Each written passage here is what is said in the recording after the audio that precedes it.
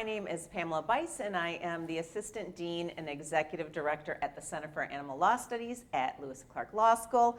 And I'm thrilled to be talking with visiting Assistant Professor Hira Jaleel, and we're going to be talking about the Farmed Animal Protection Project today, or the project as we sometimes refer to it. Welcome, Hira. Thank you. Thanks for having me. It's so wonderful to be here and to learn more about you and the things that you've worked on this year with your students and the things that we can look forward to in the next academic year.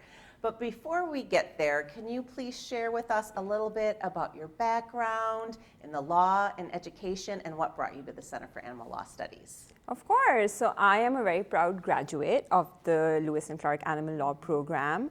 Before coming to the Center for Animal Law Studies, I was in private practice, and even after I graduated from the animal law program, I went back into private practice. I litigated to protect the interests of animals, and I also drafted a lot of legislation to protect animals.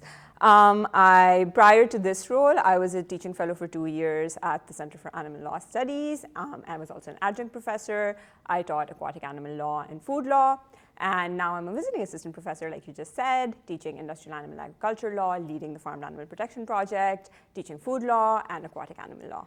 Now, that's such a robust background and history with us here at the Center for Animal Law Studies, and it's, I think, a really great example to show how you can start as a student with us in our JD programs or advanced degree programs, and all the way up here being a professor and running the project, which we're going to now dive into a little bit more. So for those people who aren't familiar with the Farmed Animal Protection Project and what it is, it does, and what you do with the students, could you please share a little bit with us? Of course. So the Farmed Animal Protection Project is a 2-semester experiential learning course focusing on farmed animal protection. And we take a really holistic approach to farmed animal protection. So the way we think about it is also pulling in from human rights law, environmental law. Of course, animal protection law is a big piece of it. And the way the course is organized, or the way it works, is that students have to complete one individual project each semester, which could be on a farmed animal protection topic of their choice. And we also all collectively work together on a group project, or we sometimes call them a collective project, which is basically research conducted throughout the academic year and published as a white paper or a policy or a research report at the end of the year. Okay, that sounds like a very busy year. So when you talk about the project, you talk about farmed animals. What type of animals are considered farmed animals? Can you share that with us? That's a great question. So in the project, we define the term farmed animals really broadly. So of course, I think when we talk about farmed animals, some animals might intuitively come to mind, like sheep, cows, pigs, chickens. But we also include aquatic animals who are farmed for food and are consumed for food, and also insects, but there's a little bit of a focus on insects as well. Separately from that, I try to keep the term as broad as possible. So for example, I've had students express interest in researching things like crocodile farming or fur farming, and that would certainly fall within the definition of farmed animals. So all animals confined and being raised for human use. Usually that use is for food, but it could definitely be other uses as well. Can you share with us, and you had mentioned aquatic animals, a few examples of how the project focuses on that specific issue? Yeah. So aquatic animals are really close to my heart, and they're a really important issue because trillions of aquatic animals are consumed for food each year. Some are wild caught, but then they're also produced in industrial aquaculture facilities all over the world. And in fact, the UN's Food and Agriculture Organization projects that within the next 10 years, about more than half of all aquatic animals produced and consumed for food would be produced via aquaculture. And when it comes to aquaculture, we're just barely scratching the surface, especially with respect to animal welfare, right? So when we talk about how we raise these animals, how we transport them, slaughter them, and what it means to give them a good quality of life throughout that process, that conversation is very, very new. So that's something that we're very excited about in the project, and it's part of our in-class seminars. It's part of some of the projects students are doing, which I'll talk about in a minute, hopefully. And and we're also talking about some really novel ways or novel issues in aquaculture. So for example, octopus farming is a big one. There are plans to start the first octopus farm in Spain, for example, in Mexico, Japan. There are laws passed in the US on the state level to ban octopus farming, or there are bills that are floated or are currently being considered by state legislatures, as well as by Congress, actually. So that's a really interesting issue that a lot of students are very excited about, and that's also something we cover and discuss and research on in the project. That's wonderful, and I'm going to just take a little sidestep. I know that you were involved here, you mentioned octopus farming here in Oregon. Can you tell us a little bit about how you supported the efforts here? Absolutely. So there was a really exciting bill to ban octopus farming introduced in Oregon. So a little bit of background, backtracking a little bit. Washington and California, which are both neighboring states, have already banned octopus farming or octopus aquaculture. The bans they're not exactly the same, they're a little bit different in scope, but Oregon has not passed such a ban yet. And so this term, this year, legislation was introduced to ban the practice of octopus aquaculture in Oregon, and I testified in support of that legislation before the House Ag Committee. But unfortunately, that bill did not go anywhere, did not get passed. But just the fact that it was introduced is really exciting, and it definitely means that we're on the right track when it comes to this specific issue, because it can affect millions of animals potentially and can be really harmful, not just for the animals being farmed, but also for public health and the environment. And it's such a great example for our students of ways they can really affect change with their legal degree. So moving on, the project is very intersectional in its nature and the way it approaches and addresses farm animal issues, farmed animal protection. Can you give us examples of how you've worked on projects with our students specific to that intersectional nature? Absolutely. So like I mentioned earlier, we do take a really holistic approach in the project when we discuss farmed animal protection, just because industrial animal ag is an industry that impacts so much. So it impacts the environment, it impacts public health, water pollution, air pollution. There are environmental justice issues associated with industrial animal ag.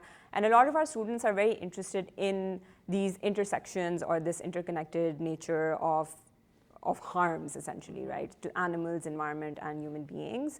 And that's definitely something we encourage, or I encourage in the project, which is to, if they're interested, for example, in food system reform or from approaching farmed animal protection from an environmental justice or a climate change lens, they're very welcome to do that. And oftentimes, when we discuss their projects as well, a lot of times their projects do specifically have that lens when they're creating them or when they're working on them. That's really wonderful, because then it just gives us more of an expansive way to try to really address the things that we feel most passionate about, while also, engaging key stakeholders. And that's how we, march forward with some of our progressions and our change. So why do you think it's necessary, or I know why, but I'd like you to share, why is it necessary to have a practicum like this, where students can get this experiential learning? Absolutely. So a couple of answers to that question. The first question I'll address is why we need a farmed animal practicum specifically. And the second would be why we need a practicum, right? So the answer to the first question is quite simple. It's just a numbers game, really. When we talk about the number of farmed animals, in the US alone, 10 billion terrestrial animals are slaughtered and consumed for food every year. So that's a huge amount of animals. That's a huge number of animals, and if we can safeguard the welfare for even a few of them, that's a lot of impact, and a lot of our students are very interested in that impact. Also, we just discussed the intersectional nature of harms, and that's also something that a lot of students are interested in. Maybe they want to approach the issue from like an environmental justice perspective or a climate perspective or a human rights perspective, because there are also worker safety issues associated with industrial animal agriculture. And the reason why a practicum specifically is important is because when these students graduate from our program and go out into the world, they will need a lot of these skills that they will hopefully learn through the project. Skills like how to draft legislation, how to lobby to protect farmed animals, how to govern their own nonprofit, what it means to be in-house counsel in a nonprofit, media training is a big part of it. How do we really communicate the impact of the work that we're doing?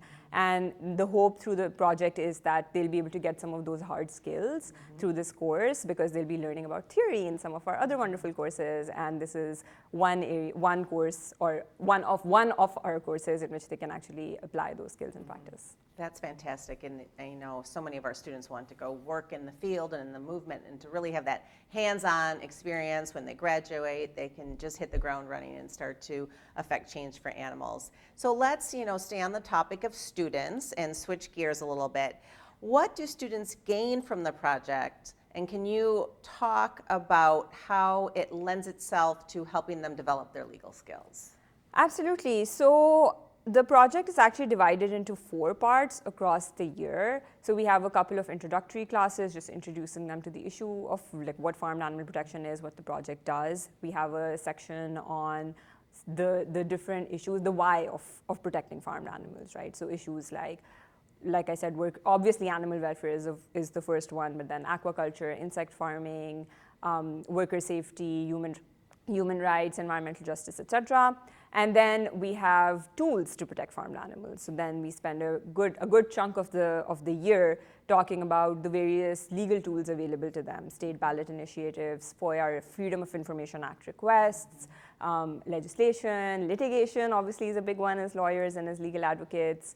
And then the final part of the course specifically focuses on skills. So skills like legislative drafting legislative drafting, legal writing and research, media training, nonprofit governance, fundraising. Fundraising is a really big one. A lot of our students go on to establish their own nonprofits, and then they need to know what the laws governing fundraising are, for example. So we try to cover a little bit of everything in the project.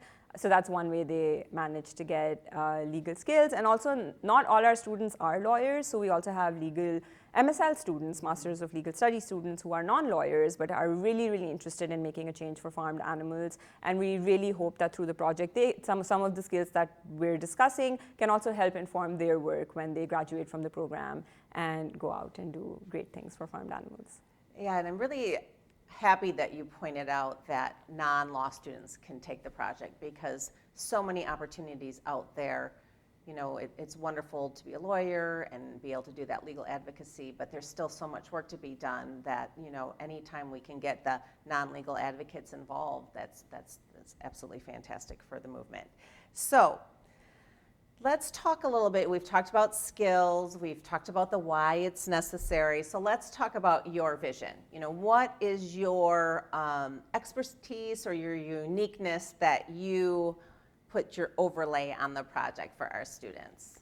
Absolutely. So I think my teaching methodology, or the way I approach the project, is I really like students to take control of the process to the extent that they're able to, right? So that's why earlier I talked about how there's 2 components to the project. There are individual projects that they work on each semester, and then there's one group or collective project that they work on throughout the year. So the group project, of course, is, it's informed by my own expertise, my experience in the field, having been an animal lawyer for 7 or 8 years now.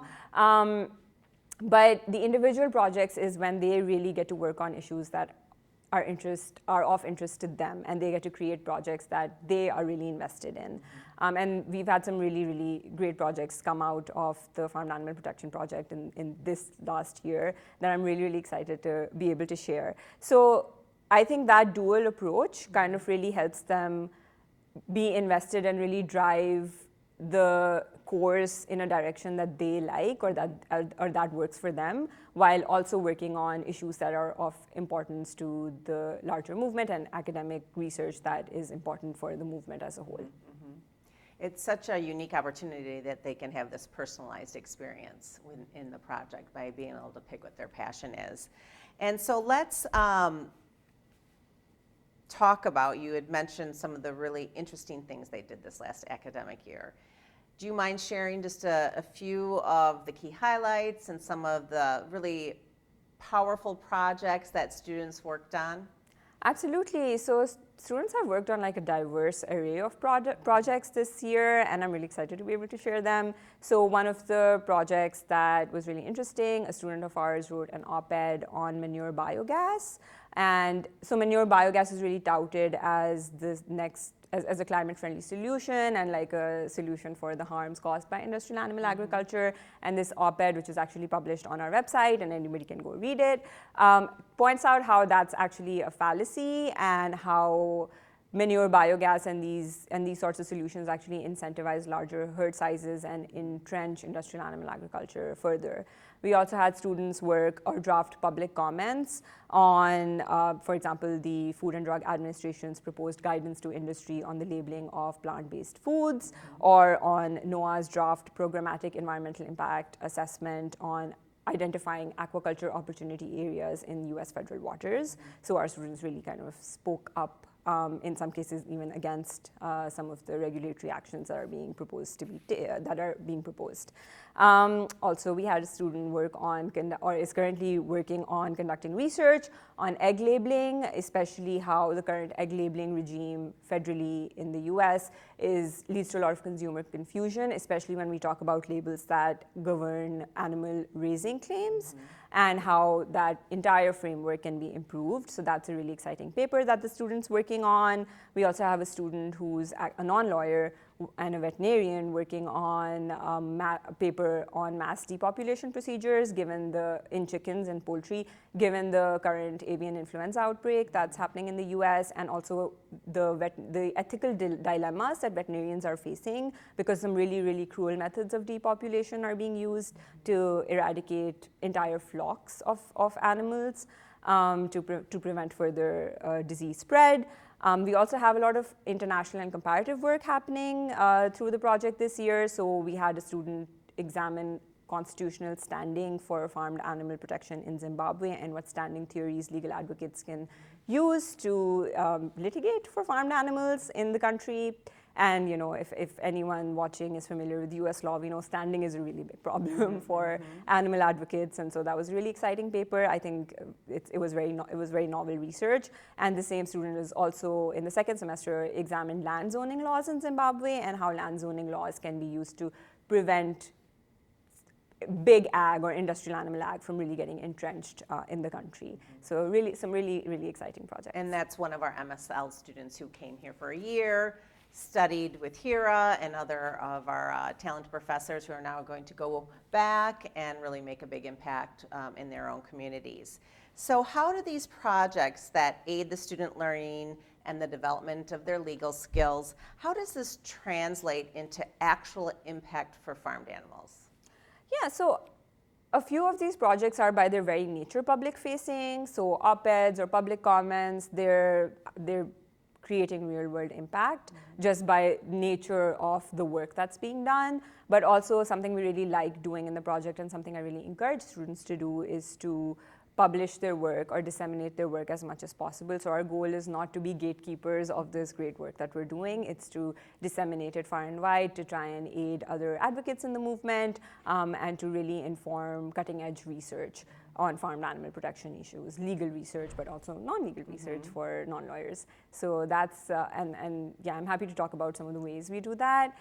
So for example, the white paper that I was talking about that we work on collectively throughout the academic year, we published that, or are planning to publish that on the CAL's website as just an open access document for anybody to read the findings of our research and to hopefully apply them to their real life. Like it's a litigation focused project, and so we're really hoping litigators can be informed by some of our findings.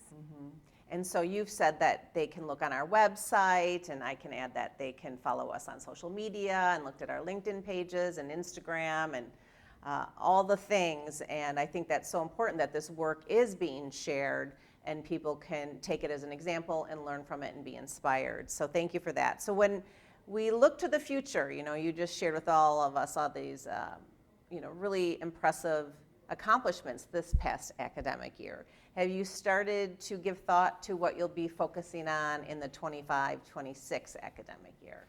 Yeah, so one of the projects that we're working on this year is comparing litigation approaches in different countries. So one of the things I wanted to mention, and that I forgot to mention, is that my vision for the project, or the way I like to think about it, is also to incorporate a comparative legal approach to the work we do in the project, because unfortunately the US is really not a leader in farmed animal protection. So our laws are quite weak, and there are other jurisdictions who are doing a much better job at actually, at least on paper, protecting farmed animals, or using really novel creative theories like rights of nature theories or indigenous legal frameworks to improve the conditions for farmed animals or fight back against big ag. And I think that there's a real missed opportunity there, because we can use some of those findings or some of those approaches to inform our work here in the US. And so one of the collective project that we're working on and that we hope to publish at the end of this year or / beginning of next year is examining creative litigation strategies that have been used by farmed animal protection advocates in different countries in the global south and global north, and see which ones have worked and if some haven't worked, why, and then hopefully be able to issue some recommendations on the basis of our research for farmed animal advocates either working in those countries, or farmed animal advocates whose legal systems are very similar to some of the countries in our research and can use our research to inform their own work. And so that's our hope. And again, we're planning to publish this as an open access report. That's my next question. So that's absolutely, people, if they're looking for this information next year, in addition to the things we talked about, where can they go to learn more about this report, everything the project is working on? If they want to follow you and the students' progress next year, where would they go for that? Yeah, thanks for that question. They would go to the Center for Animal Law Studies.org, which is our website. There's an experiential learning tab, which features the project and contains the course description for the project and all of the work that we've done this year and will continue to do in the future. Wonderful. And did I miss anything that you wanted to add or that you wanted to talk about? No, the only thing is that I'm really excited to be leading such a great initiative, and we welcome everyone who's interested in anything farmed animals, and like I said, we define that term really broadly. So, right. Yeah. Well, thank you so much for your time. I loved hearing about everything that you worked on with the students this year, and we look forward to seeing everything that you'll accomplish next year. Thank you. Thank you. Thank you, everyone who joined us.